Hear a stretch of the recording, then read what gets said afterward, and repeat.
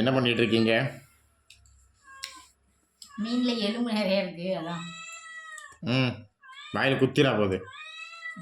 போஸ் இந்த மாதிரி பூனைக்கு நீ கொஞ்சம் வைக்கியா ஓடுது. அது பூனைக்கு நானும் வைக்க மாட்டேன். நீங்க வைங்க. எப்படி தலையா தான் திங்க போகுது. தலையை சாப்பிடலையா நீ? அதுல இருக்க சதையும் சாப்பிடுவேன். எப்படி எடுத்து கடி பாப்போம், எப்படி கடிக்கான்னு பார்ப்போம்.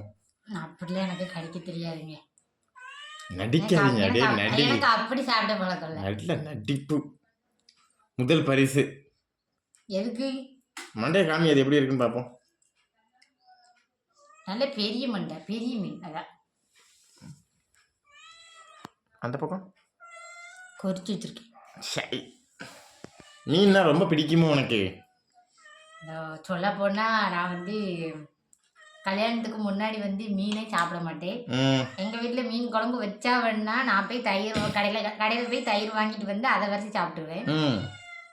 கல்யாணத்துக்கு அப்புறம் தான் அதுவும் எப்பமா ஒரு கதை எடுப்பேன். அப்புறம் வந்து பாப்பா வயிற்றுல இருக்கும்போது எல்லாரும் வந்து மீன் சாப்பிடணும், முதுகுக்கு நல்லது அப்படின்னு சொன்னதால நான் எப்பவுமே சால மீன் தான் பெரும்பாலும் வாங்குவேன். அதுக்கப்புறம் ஒவ்வொரு மீனா வாங்க ஆரம்பிச்சு இப்போ வந்து மீன் வந்து கொஞ்சம் சாப்பிடுவேன். என் வீட்டுக்கார மீனே சாப்பிட மாட்டாங்க. ஆனா இப்போ பார்த்தீங்கன்னா வேற வழியே இல்லை, சாப்பிட்டு தான் ஆகணும் அப்படின்னு சொல்லிட்டு சாப்பிட்றாங்க. என்ன நல்லா மீன் பார்க்கும்போது எனக்கு ஒரு மாதிரி இருக்கு. ஓகே ஓகே சூப்பர், நல்லா இருக்கு.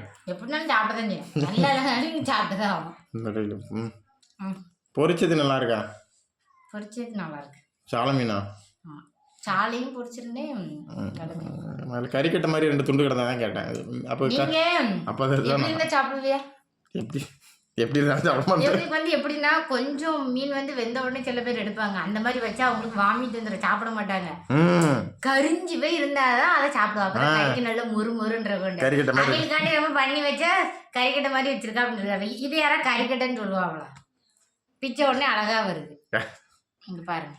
ஆமா ஆமா, அப்படியே பொறுன்னு வருது. சரி சரி, மீனே திங்காண்டா.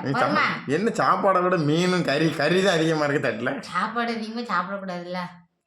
ஏன்? வெயிட் போட்டுரும். எத்தனை கிலோ இருக்கா? எத்தனை கிலோ வெயிட் இருக்கா? அதெல்லாம் கேட்க கூடாது. நல்லா குறைஞ்ச போறோம் கண்டிப்பா. நீ சும்மா சொல்லு. வேற 65 கிலோ இருக்கேன். 65 கிலோ இருக்கா? கல்யாணத்துக்கு முன்னாடி எத்தனை கிலோ இருந்தா? 48 கிலோ இருந்தா. 48 முன்னேற்றம். அப்புறம் 44 கிலோ வந்த நாட்களும் உண்டு. சாப்பாட்டு அவ்வளோ பூரிப்பு. எஸ். ஓகே, அடுத்த சாப்பாட்டில் பார்க்கலாம்.